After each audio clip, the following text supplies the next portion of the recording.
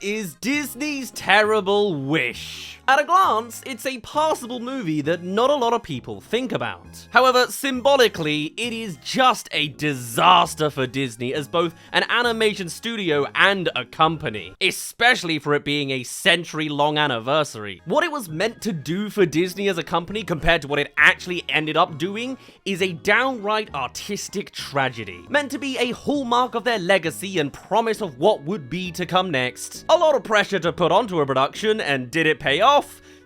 No, of course it didn't. Absolutely panned across critics and audiences, and the box office only reflected it more. And it's a real shame because you could clearly see a concerted effort to make something original that stood out from the rest of the Disney stable. The Disney Way suggested that they would have done a legacy sequel to mark this seminal date, but they didn't. They took the dive to introduce an original character in a movie with a completely divergent art style from all other Disney movies. However, due to its failure, ironically, this huge original effort is what has now led to Disney absolutely doubling down on sequels and shameless IP exploitation. If this movie had turned out well and been a success, we could very well be getting far more original stuff from the Mouse House right now. Instead of more Frozen and Moana movies, we'd be getting the next Moana or the next Frozen, if you see what I mean. Weirdly, when looking back at Disney's output in the 2020s, Wish might actually be just the most impactful movie of them all, but just for all the wrong reasons, to the extent that it transpired to cause the complete opposite of what it was intending. So what exactly was it that went wrong? Well, we begin with the special centenary title, seeing as this movie's meant to be the embodiment of this celebratory year. By the way, it wasn't just Wish that flopped this year. Most of Disney's output across 2022 was a complete disaster. Whether we're talking the overall underwhelming Little Mermaid remake performance, Pixar almost stumbling with Elemental, or The Marvels being the lowest grossing MCU movie in a long time. It wasn't a fun year for them. Let alone the corporate shakeup with Bob Chapek's Disaster Fest leading to his sudden removal, and Bob Iger returning in crisis mode and alienating a lot of unions during the strikes in the process. And most of the movies mentioned likely carrying the Disney 100 logo proudly as can be. A full 15 seconds longer than the normal intro, by the way. Can you imagine if YouTubers did that? It would absolutely crash their retention time. But hey, I guess you gotta kill some of the runtime for these underwhelming movies, I guess. As we get to the movie itself, we then get the full classic storybook opening, harkening back to how the very first Disney movie opened. And I can tell you already that this one sequence is a much more tasteful homage to Snow White than basically anything I saw in the live-action remake. This movie's pretty bad, but it's still not on that level. Once upon a time, there was a young man who believed there was nothing more important than a wish. Elaborate. I personally think there's a lot more important things than pining after something that hasn't happened. Be present, storybook guy. Not just any wish, of course. Go on. The one that drives your heart. Ah, okay. It's gonna be one of those kind of slushy narratives. The intrusive thoughts within me keep saying she's gonna pull the page out like Shrek. She reading this on the toilet too?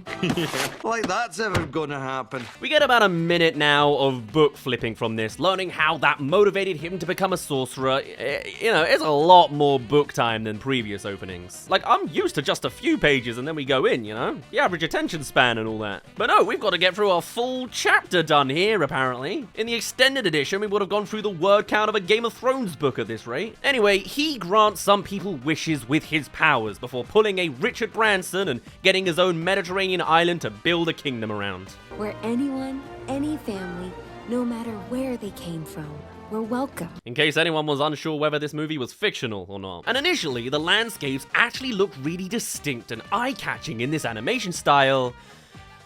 But then we meet the characters. Man who turns 100 years old today. As we meet our pseudo Bilbo Baggins, we go straight into the self-celebratory references that this movie is absolutely crammed with. Because yes, this guy's 100, like the company. He's kind of the Walt Disney insert of this movie. His favorite cake being pineapple cake, and he's seen entertaining kids at the end of the movie.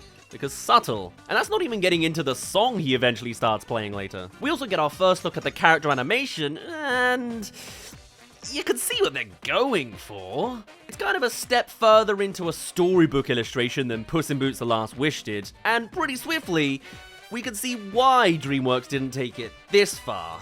In Puss in Boots 2, you get that union of hand-drawn style and 3D animation, whilst still using the depth and dimensionality that computers allow. Here, on the other hand, there's something about the depth that is slightly missing to me. In going directly in the middle of the Frozen/Tangled style and the classic Disney look, what we end up with is something that looks like it's part of a kid's animated series. No, it can't be a coincidence the king is calling a wish ceremony on your birthday. Despite inevitably being a big-budgeted movie, you just got this thing that looks like less than the sum of its parts. And that's not something I'm cheering on either, because this was Disney trying something different that just didn't pay off. Being one of the few in-house animation studios left now, I'd much rather they took swings like this, as opposed to Zootropolis 2 and Frozen 3 and 4, or by an extension Toy Story 5 as well. However, what's clear here is that they tried to do too many things at once, trying to play catch-up with what DreamWorks and Sony have been doing after, I guess, years and years of Disney complacency. Because I know your pauses. I'm maturing.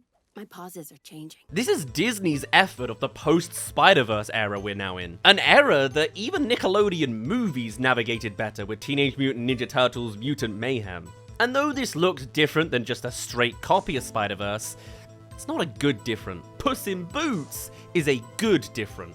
I've got a good feeling about it. Why did that shot give me a Hobbit vibe too? This is where we learn that Asha is a tour guide for the kingdom, which is a pretty original angle, I have to say. We haven't seen a character in the Disney princess position take on a role like that, which also makes sense with a kingdom that we know has people visiting from all over the world. I like that the workings of this kingdom are actually thought out, when traditionally you have the more, there's a castle and stuff happens around it kind of approach. Giving Asha a normal-facing job like this is an effort to normalize the character in a way that I can only appreciate. However, we are then launched into the first song, and oh boy, the songs just aren't the best in this one. Wanna dance on beat, or to have hair touch down to your feet. Again, having Asha as a tour guide does give a natural segue to her doing the jovially introducing the setting song, a must for a movie that is a giant homage to every Disney movie ever. You gotta hit all those tropes. Which is why it's a shame that the songs just come off kind of awkward in its rhythm. But this is a good point to mention that Rosas shares a lot of similarities to the one in Tangled, even getting a similar sequence of the kingdom growing at the beginning, and the guy with the long hair may well be put there to hit that point home. And also the fact that this is a land where you can dance on beat, potentially being a gag about every kingdom in Disney movies breaking out into dance as they do here. Go to outer space. Wait a minute. What time period is this? I get it, this is a fairy tale of no particular time period, but it's an interesting contrast to have these characters dressed like it's Middle Ages Europe, only to suddenly have spaceship. This ride is also reminiscent of the one in Lilo and Stitch, so yet again, another Disney self-nod for you there. This is yet another example of an in-movie song that tries to fit 1,000,000 words into one line for some reason.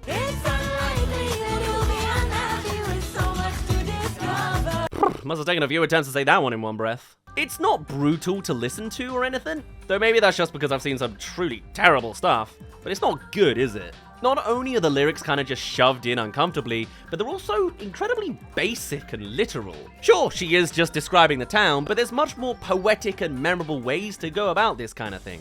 They basically just put a rhythm to some exposition here, as we then get into the Sorcerer King and his backstory again, as if the whole chapter of storybook scrolling at the start wasn't enough. Which Asha phrases in a way that could describe practically anyone. He's just like us, with a twist. Charlie Sheen. He's just like us, with a Mel Gibson. He's just like us. John Lasseter. Not a good characteristic to lead with, is all I'm saying. And just to further my point that this is literally just Trojan horsing and exposition dump of the song, take a listen to this. Hey, did I mention when you turn 18, you get to give your wish at a ceremony? Sure, nothing suspicious about that at all. It's not like he's gonna turn out to be a twist villain or anything. As this surface level song concludes, we get the usual crowd cheering noises,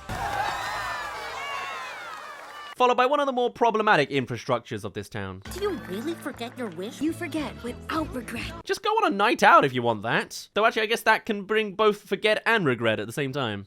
We then learn Asha has an interview coming up with the king, adding yet more recognizable modern infrastructure to this wish-swiping dictatorship. This movie definitely goes to 11 with its supposed contemporary relatable dialogue. My mouth drooping? I feel like it's drooping. They took the positive response to Anna's bed hair back in Frozen and have just gone to a whole new level with this. It's every quirky, relatable, Marvel quippy bit of modern personality in a fairy tale that you could ask for. For it's here we get all the funny sidekick characters who quickly pop up to show which characteristics they're a reference to too. Whether it's Big Hero 6 or Moana 2, we get this ensemble somewhere. And when they're in a group shot as well, you can see their costumes are all different colors as well.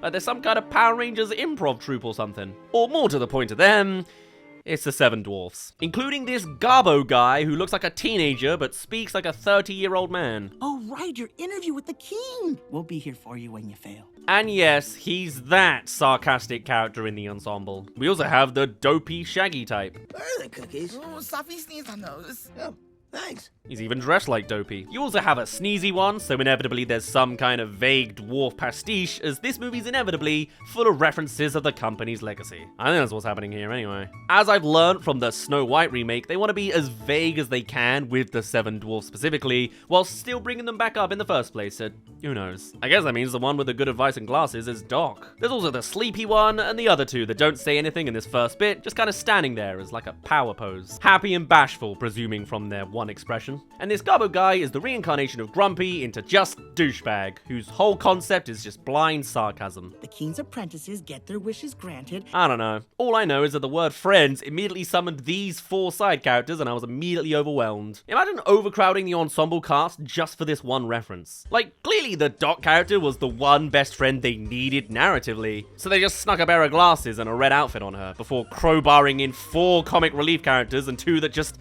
stood there. And after that underwhelming back and forth, it's time for Asha's interview for being an apprentice, because this wish-stealing castle is just Google. I know it's more that this is a sorcerer's apprentice gig going on here, but the corporate analogy really makes sense to me. Is this whole thing an analogy that Disney claims to have your wishes and charges you to have them back? I mean, I guess they do say that Disney could produce magic, so there's a weird sub-level meta narrative you can take out of this, and it doesn't put them in a good light. The Queen gives her a Devil Wears Prada style pep talk up some stairs before it's time to meet the wish oligarch himself, Chris Pine. And he's here with all the broken sentence, marvelish dialogue you could possibly find. Well, I put a spell on the on the glass. Funny, you have songs that stuff 3 sentences into one, and then dialogue that stretches out one sentence by about 10 seconds. I can only show 4 seconds at a time. This is gonna be a nightmare in the edit. I think overall, Asha having this awkward, quirky personality works for her character.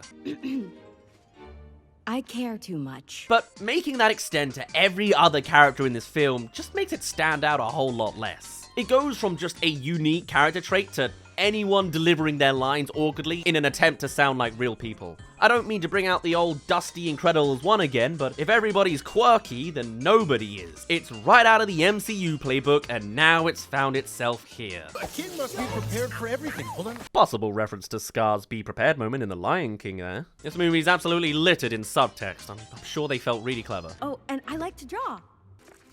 Just nick a Hot Fuzz joke casually, but I guess it's again meant to reference the animation heritage. That's the bulk of what this movie seems to be doing after all. All before the king reveals that he remembers Asha's father. He was a philosopher, wasn't he? Always talking about the stars. Asha's description of him showing her the stars is more immediately a homage to the scene of Mufasa showing Simba the stars. Protagonists losing their parents young also being a trope of Disney's movies, and Batman. Because I'm Batman. Him taking her to the stars even whilst he was sick may be yet another reference to Walt in his dying weeks as he continued to work on Disney World and whatnot. With her saying she was 12 when he died as well, 12 years before Walt died was when they started building Disneyland, so it all lines up there. Does that make Asha Disneyland itself? Anyway, the king goes on to casually one-up that with the fact that his whole family died.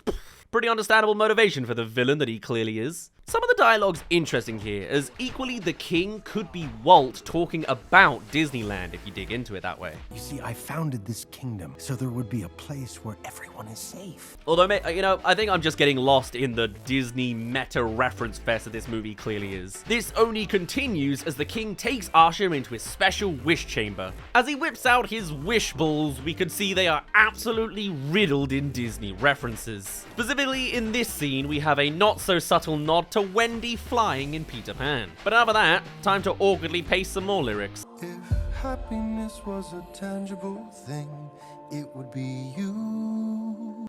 Yeah, unfortunately these songs all have a similar quality of never quite finding their feet in a way. This one in particular has the energy that it's constantly about to really kick off, yet it never really does. I mean, is this meant to be the memorable hook of the song? Promise as one does. Like, come on, man. No wonder people questioned whether it was made by AI. More reference fest though, the boat in the bubble, maybe a Pirates of the Caribbean nod, and apparently there's an actual character from a 1935 cartoon called the Violin Princess. It's a deep cut, but apparently there are 150 references in this movie, so I wouldn't rule it out. Beyond the ones that pop up more directly, there's supposed to be 15 different hidden Mickey symbols. This is actually something that Disney does every movie, so obviously this one had to have the most. Prioritize that over good storytelling, of course. That's what you do 100 years later. Anyway, back to delivering a song like you're about to sneeze. Never dream like I used to do. In which she looks at a guy on a mountain, which is also apparently a reference. This time to the Matterhorn in Disneyland. Did you get it? They continue to sing about the wish bubbles in the most half-baked way possible.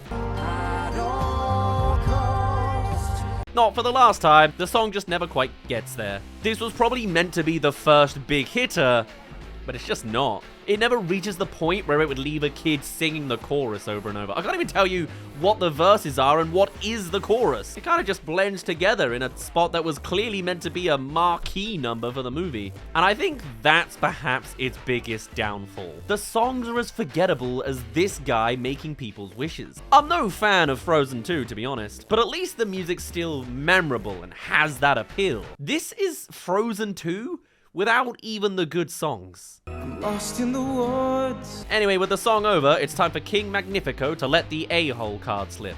It's too dangerous. Great wish, but too vague. Create what? A rebellious mob? Again, there is a weird anti-Disney thing going on with Magnifico, as Walt was paranoid about some rebellious mobs of his own in the form of unions. It may just be a coincidence, but it's interesting to speculate whether it is entirely an accident. The ones that definitely aren't an accident also include earlier on, where there was a Lumiere-type candle and a clock on Magnifico's mantelpiece. So most of these wishes will never be granted? Oh man, we're living in the Magnifico timeline, aren't we? He also has a kind of evil Hakuna Matata moment here. I make it so they forget their worries. I gotta say though, it's kind of refreshing for a Disney villain to out themselves so early on. I think we've had enough twist villains of revealing themselves at the end in a way that ultimately doesn't make a great deal of sense with the character they've set up before that point. The sheep in Zootropolis comes to mind as something that was just fired out of nowhere. Here, at least the guy's true colors are out early doors. I decide what everyone deserves. I'm not saying he's the best character written or anything, far from it, but he does go back to just the straight up bad guy, which is nice. Although his next move is pretty brutal. Pushing Asha into sitting down beside the Queen as he robs the wishes of the people she talked into doing it earlier. That's a pretty solid villain move, honestly. As is name-dropping Asha right before absolutely blue-balling her granddad's wish. But hey, the woman who does get her wish to sew dresses is a reference to Sleeping Beauty. He only allows the wishes that opens to a Disney reference. You can also see his wish-granting rationale plays out in only granting ones that will benefit his kingdom in some way. And yes, you can definitely put together that there's some social commentary going on here. Obviously, I will not be offering you the position as my apprentice. Oof, I think that sends a shiver down anyone who's been face-on rejected in some way. Not that this is something she'd want to be doing now anyway, now that she's found out he's evil. In fact, by the next scene, she's gone full-on revolt. Anyway, this is one of the stronger scenes in the movie, admittedly, as Asha gets wound up in the injustice of it. Her grandpa's upset at losing hope just from knowing the truth is what really punches here. Even just knowing his wish will never be granted is pain enough, let alone finding out what the wish is. Are you trying to break my heart, child? No. Particularly as an old man, he'd rather live his remaining days not knowing. And it's so true of the human condition, and just shows how much potential this story has, and at times, that potential does indeed bleed through. Realizing what she's done, she runs off to have her let it go number, except once again, it just doesn't fulfill that quota. It didn't need to be that good, it's a high bar after all, but still, it's gonna be better than this. But when I speak, they tell me sit down. I bring up Let It Go because those iconic lyrics like "A kingdom of isolation and it looks like I'm the queen" just holds a lot more power and invention over this movie's songs, which tend to lean so much more literal. And it still has that characteristic of a sentence that's been stretched over a melody than punctual lyrics.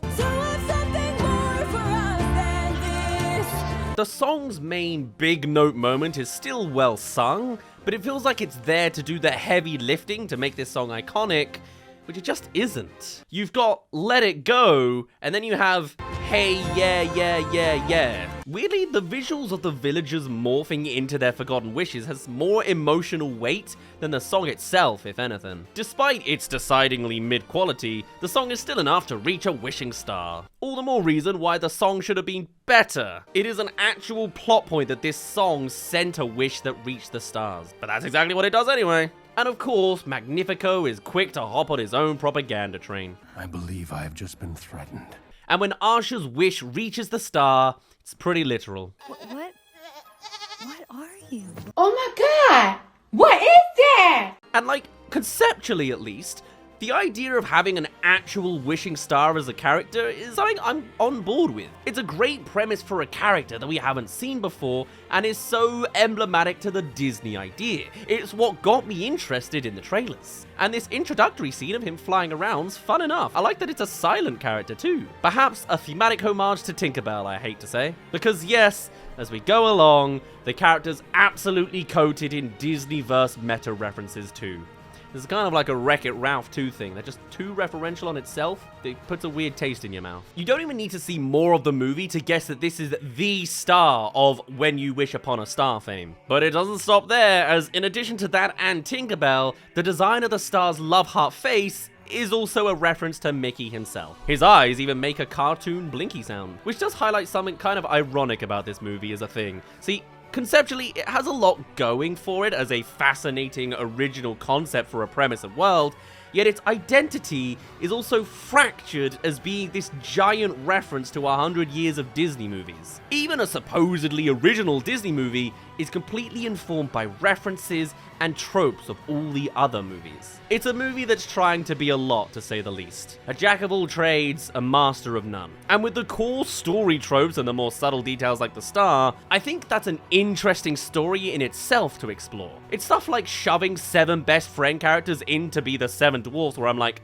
they did that for the reference and not the story, you know? But yeah, I do wonder if this character does get weighed down by its meta commentary. I mean, the obligatory Alan Tudyk appearance happens seconds after this as the goat wishes to talk. It didn't work.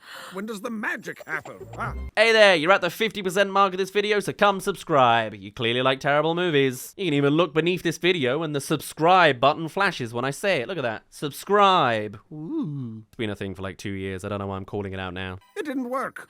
When does the magic happen? Huh? Of course, referencing all of the talking animals in Disney movies now. And it doesn't even stop there. By the end of this movie, the Pixar theory looks tame. Let's just say that. For now, though, it's only the nearby animals in the forest who are talking, which in this animation style looks weirdly close to the wild robots animals. Well, think about it. We're no different, you and me.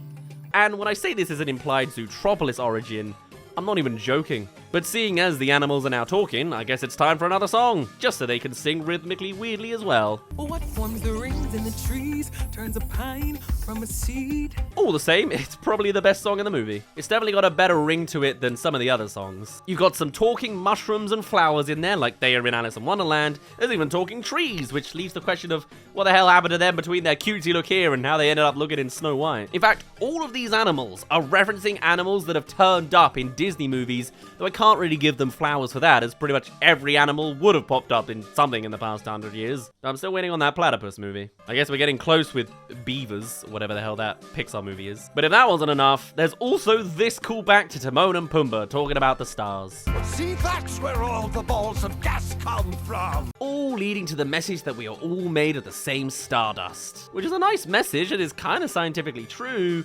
Not that it matters nowadays. So at least once it gets going, I do quite like this number and what it's saying. Not to mention the lighting with the animation here being at its strongest. Again, the animation isn't terrible, and at times it does actually work, but you gotta have to dig to find the praises sometimes. The line, "We are our own origin story," also foreshadows where we're heading here, which will be an interesting one to discuss once we get to it. For now, we'll make do with more shoehorn moments like this. Hey, thanks for not eating me, John. Don't mention it, Bambi. You get it? It's all connected. Asha proceeds to give the star a speedrun of the plot so far, but soundboarding the rest of the plot off of them too. We take them back ourselves? Which feels like they are running through this plot really quickly. You met this star through one song, and now we're immediately on the heist to save the wishes? Is it me, or does it feel like we've missed a step here? Am I just too used to formula, and it's actually good that they're changing it up a bit and just cutting to the chase? I guess not every movie needs a huge journey where the characters become more familiar with each other, but I guess you're not exactly gonna get tons of banter out of this non-verbal character, so I guess that explains it. It does feel pretty rushed though, even with that whole song number. All the while, King Magnifico shows he means business by throwing his books into the fire before taking the big scary book out from behind the glass. I'm just now imagining if everything worked out for him here, there being a future point where he needed a more benign spell but couldn't do it because the spell he wanted was burnt in it. And of course, he is forced to use forbidden magic, which is put down with the smoothest exposition possible. Forbidden magic is not the way. This is not the way. And for now, at least, the Queen does persuade him, which actually does add an element of depth to Magnifico. We know he's a bad egg, keeping everyone's dreams from them, yet we know his motivation, and the Queen talking him down in this moment shows he's not just one note. He cares for her and her opinion. I mean, otherwise, how could you even believe they're together? Meanwhile, Asha has a bag brimful of star. You're drawing attention. And having just accumulated these two interesting side characters in the form of a literal star and a talking goat, the plot requires her to lock them away and hang out with the 7 yawns instead, with their subplot of making cookies. Yay. The bulk of the interaction being between Asha and the Doc insert, furthering my point that she's the only narratively relevant character they've just added 6 extensions to. It's also just the same old character badly covers up fantastical thing they're hiding scene that almost every family movie has ever used. Who's in there? I don't hear anything. Which I struggle to give a pass on the Disney narratives trope bingo. You can't just use an overused narrative device and call it a homage, you know? Doesn't last long either, and soon a whole bloated cast come along to investigate. You can tell us anything. Wow, the Happy avatar actually said something. I guess Happy is probably the hardest one to make something out of, which I guess is why they just didn't bother. All leading to essentially, it's a small world but with chickens. It's a small world after all. Unfortunately for Wish, Shrek had the last laugh on It's a Small World in 2001 in a way that could never be topped. Hey, ladies! Big finish! But hey, reference. Another point, I guess? The grumpy insert still confused me a bit too, as, you know, he's not that grumpy. I know they're kind of half references rather than literal translations, but it's not like they're artistically subtle, are they? Not when you have the guy constantly sneezing and what may as well be Shaggy in the role of Dopey. The others then all leave the picture again so we can have more dialogue with the actual best friend again. And it's just standard friend dialogue story fare for this stage of the movie. What are you not telling me? Okay. Asha tells her the big secret, and then the Doc insert gets to be the best friend who's used for her connections and good-hearted nature to further the protagonist's own end, complete with Asha covering her behavior with a compliment. You'll think of something. You're a genius. Classic. Surprise, surprise, she even has to stall the king for her. Stalling? I'm not stalling anything. Anywho, on to Magnifico's fake news scene. There is a traitor amongst us. Defied the law. Which is also the cue for the aforementioned stalling, which... Your Majesty, wait! Please! Actually, it's not as predictable as I thought this scene might be, with her initial questions to the king leading to a bunch of villagers asking questions. Though throughout this whole bit, the score does just descend into this comedy things are happening tone that I've heard in a million different kids' movies. Typically not the good ones either. As Star floats around the wishes, it does become partially apparent that Star's design is a bit Disney Junior. Like, I'm half expecting them at this point to turn to the camera and go, "Hey kids, which bubble has your wish?" He'd be very at home in Dora the Explorer, or apparently Gabby's Dollhouse. The wishes they fly around also show images that could be references to 2 Disney live-action movies in 20,000 Leagues Under the Sun and Flight of the Navigator. Possibly, at least. Maybe. I love that latter movie. Meanwhile, Doc's launched into a full Monty Python's Life of Brian scene of everyone suddenly questioning the wish situation. You know what would comfort us? Another wish ceremony? Yeah. It would make us all feel so much better. Which actually works. fine. He does then make it a whoever finds the traitor situation, but all the same, he does meet them halfway, I guess. We love an evil diplomat. As we enter another mid-song number, we get a not-so-subtle nod to Magnifico's eventual meta-narrative fate. I can't help it if mirrors love my face. Although it does kind of get confusing what this character's actual vibe is. He's motivated by a tragic backstory to do what he does. He's evil, but he does sort of listen to his subjects, but then also seemingly vain as well. What's your character, Magnifico? There doesn't seem to be a great level of consistency with this guy. Yeah, I got these jeans from outer space. His personality is slightly different every scene, in a way that you kind of don't even see in terrible movies. Usually they just make bad one-note characters, not bad, constantly shifting ones. Like, this is in the position of the villain song, but also it just kind of sounds like a bad pop song. And this is the thanks I get.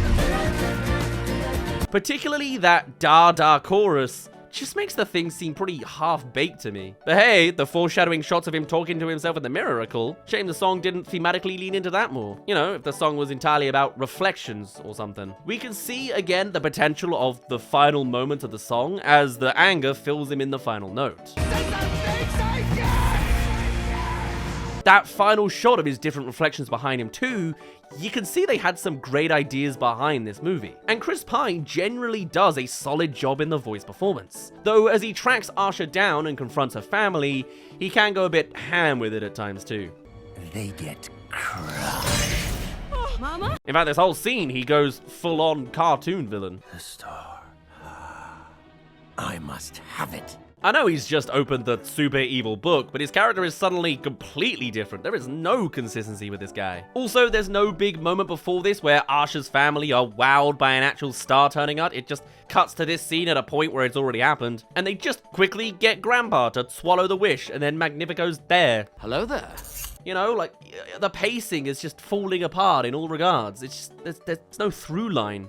It's beats. As the family escapes, we get yet more Zootropolis foreshadowing with... From one domesticated animal to another.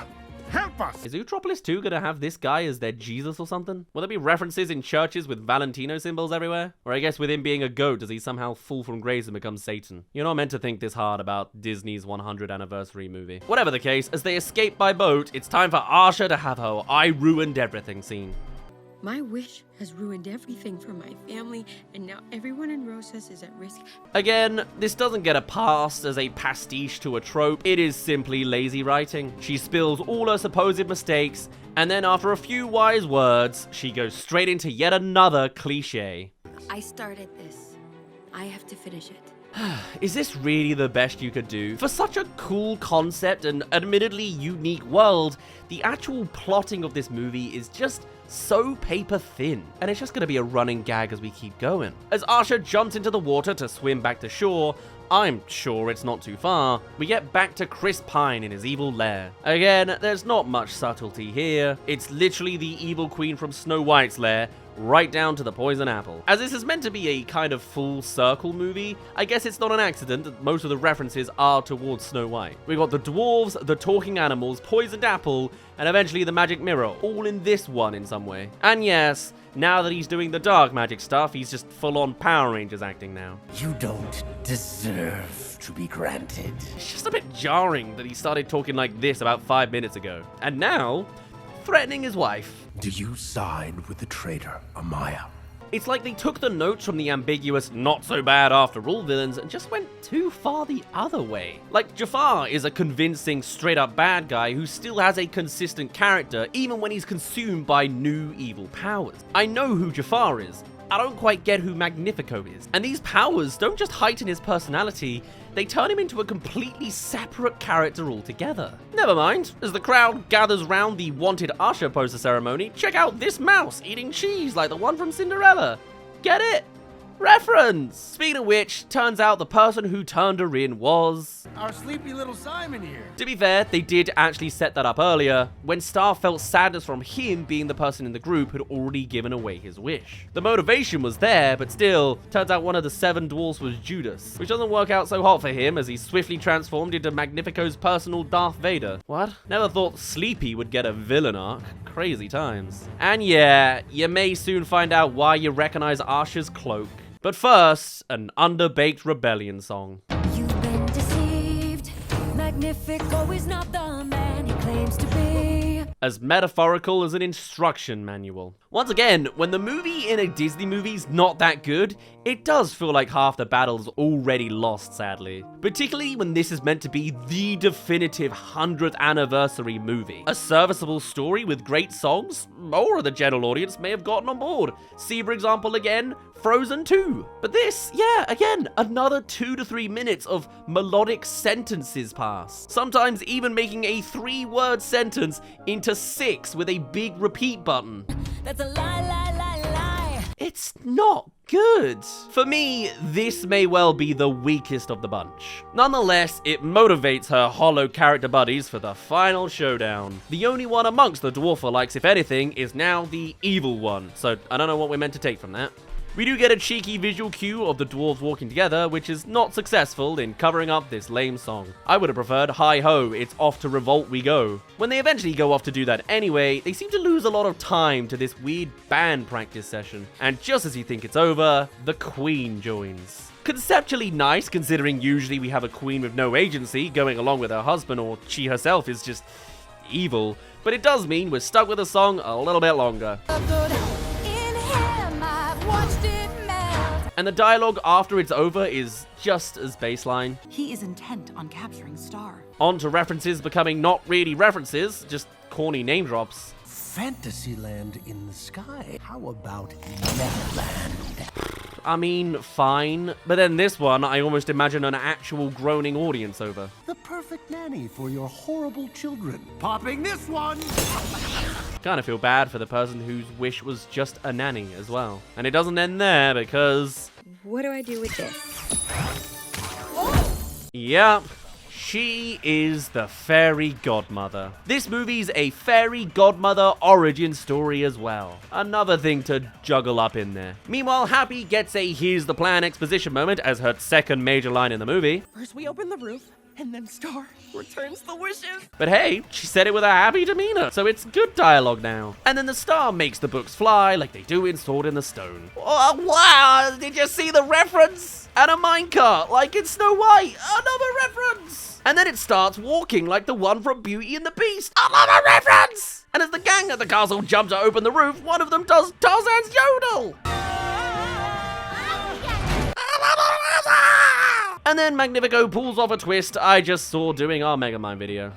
Magnifico's never too late. Don't think that's a reference. That's just taking another movie's plot development. Not enough to sue, though. But yes, Magnifico's still at the castle, ready to exploit a star. And I'm sorry, I find Asha's attempt at a yah on the horse probably the most unintentionally funny part of the movie. Listen to this. Star. Oh man, Gesundheit. Play it again. And as Magnifico sucks the star into his staff, which is particularly brutal considering it looks like a preschool character, we're once again hit on the head with where this is going. Mirrors, mirrors on the wall. Who is the handsomest? Me! This side plot of him being obsessed with his looks is still kind of weird as well. And just like more complexity that's done poorly. And beyond that, they just throw every line you could possibly do to remove all depth from a villain. I win. Like, you expecting a clap for that? You let a bad temper undo years of coercively ruling a kingdom that was all yours, so sure. Well done. Mind you, visually at least, this whole climax does look pretty good. And then we got our origin story for the real world as well. There will be no more hope, no more dreams. And just as he bounds everyone to enslave them all, Asha goes to save them with this movie's biggest strength, another song. I look out at the stars, just like me. As a moment, not a bad one that fits in with the story, but just a shame the songs weren't better, with lyrics as literal as ever. Will be greater than all his magic combined. And so they all join in, and the singing is too powerful for the staff with the star, complete with some no's. No! No!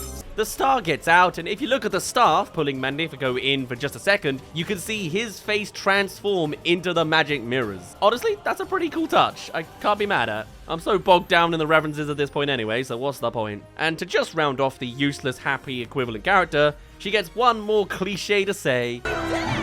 best character ever. Everyone gets their wishes back, and then the movie does have a moment with a genuinely relatable sentiment. And I wanted so badly to believe in him. We all did. Just a quick message about not putting your trust in a guy who claims he can solve all your problems. Anyway, just so you didn't get the Magnifico thing, here it is again. Oh, my, thank goodness. Do you see what they've done to me? I hate the fact that they think they can have their flowers on this one just because there were 3 occasions where he said he was handsome. Like, that's not enough. You should have done better to work that into the core of the character, not just something he said in passing a few times. Not even well either. He was just like, I'm so handsome, and that was it. Hang it on the wall. We get it! I hear you long to fly. Well, Peter here. Oh, jeez. Bet they felt pleased about that one as well. I dream of a utopian metropolis where all mammals are equal. And that one. The full Disneyverse Avengers meta-text apocalypse is here. Ah, at least giving Asha the wand back at the end can be a subtle foreshadowing for... Be our fairy godmother? I mean, what else? Oh, come on. You're really just saying it like that? You definitely didn't need to spell it out like that. And you wonder why I'm grumpy. Stop! He hasn't even been grumpy until this very moment. What are you doing? And with one closing number, the stars giving the castle fireworks Mickey ears before flying over it like the logo, and the old guy playing When You Wish Upon a Star, this final onslaught of references comes to an end. Just keep wishing. I wish for this movie to be over. Bloody hell, and that is the terrible Disney's wish. This is a movie that, like, had a lot of potential and a great concept, but unfortunately it just fell apart in every way. The story structure they built around the concept wasn't good. The animation style was not stylistic enough and looked flat against an industry that's rapidly getting ahead.